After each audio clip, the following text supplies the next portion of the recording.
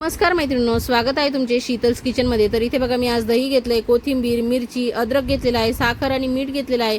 त्यानंतर इथे फोडणीसाठी जिरे, मोहरी, मेथीचे दाणे, दालचिनी, लवंग आणि मिरे घेतलेले आहेत आणि इथे हिंग सुद्धा घेतलाय। तर या सर्व साहित्यांपासून आपण मस्त खमंग आणि वाफाळती अशी कढी बनवणार आहोत।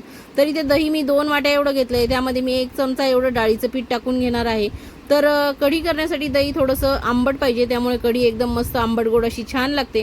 तर इथे बघा, रवीच्या साह्याने मस्त याला आपण घुसळून घेणार आहोत। तुम्ही मिक्सरच्या भांड्यामध्ये सुद्धा याला चांगलं मिक्स करून घेऊ शकता, जेणेकरून ते छान एकजीव होतं। तर अशा पद्धतीने रवीने घुसळून मी याला एकजीव केलेला आहे आणि अशा पद्धतीने केल्यानंतर आपली कढी फुटत नाही आणि एकीकडे पाणी आणि एकीकडे दही असं होत नाही। त्यामुळे ही स्टेप जी आहे ती तुम्ही आवर्जून करा, व्यवस्थित एकजीव करून दही आणि डाळीचं पीठ एकत्र करून घ्या। तर इथे बघा, पाणी टाकून घेतलेलं आहे आणि पुन्हा एकदा याला घुसळून घेतलेलं आहे, म्हणजे भांड्याला लागलेलं सगळं मोकळं होईल। तर इथे रवीने घुसळल्यानंतर आपण आता फोडणीची तयारी करून घेणार आहोत।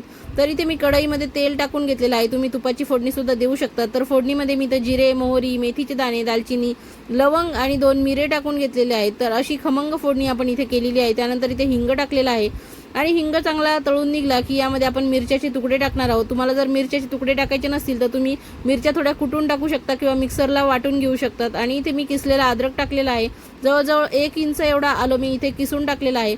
आणि हे दोन्ही जिन्नस कच्चेच होते, म्हणून याला चांगलं परतून घेणार आहे तेलामध्ये, जेणेकरून याचा मस्त फ्लेवर आपल्या कढीमध्ये उतरेल आणि कढी प्यायला एकदम जबरदस्त अशी लागेल।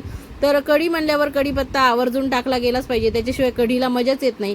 तर मेथी दाणे, अद्रक, मिरची आणि कढीपत्ता हे सर्व जिन्नस असले तर कढी एकदम भन्नाट अशी तयार होते।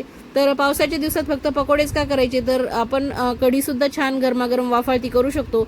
तर पावसाळ्याच्या दिवसात, हिवाळ्याच्या दिवसात अशी गरमागरम वाफाळती कढी खूप मस्त लागते प्यायला। तर त्यानंतर इथे बघा, मी सर्व एकत्र केलेलं दही आणि पीठ डाळीचं जे आहे ते एकत्र केलेलं टाकून घेतलंय आणि गरजेनुसार पाणी टाकून घेतलेलं आहे। जेवढी आपल्याला पातळ कढी ठेवायची आहे तेवढं पाणी आपण इथे टाकून घ्यायचंय आणि त्यानंतर इथे साखर आणि मीठ चवीप्रमाणे टाकून घेणार आहे। तर आमच्याकडे अशी पांढरी कढी सुद्धा आवडते, पण माझ्या मिस्टरांना हळद टाकून पिवळी कढी जास्त आवडते।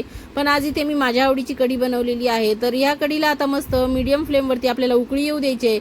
जर तुम्हाला माझ्या पद्धतीने कढी करायची असेल आणि हा व्हिडिओ तुम्हाला आवडला असेल तर शेवटपर्यंत बघा, कुठे स्किप करू नका। आवडल्यास चॅनलला सबस्क्राईब करा, व्हिडिओला लाईक नक्की करा आणि इतरांना व्हिडिओ शेअर देखील करा।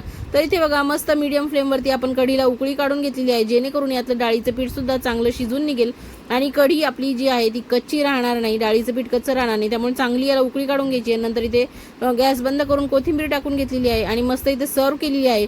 तर अशी गरमागरम कढी तुम्ही खिचडी सोबत खाऊ शकतात, कढी भात सुद्धा खाऊ शकतात।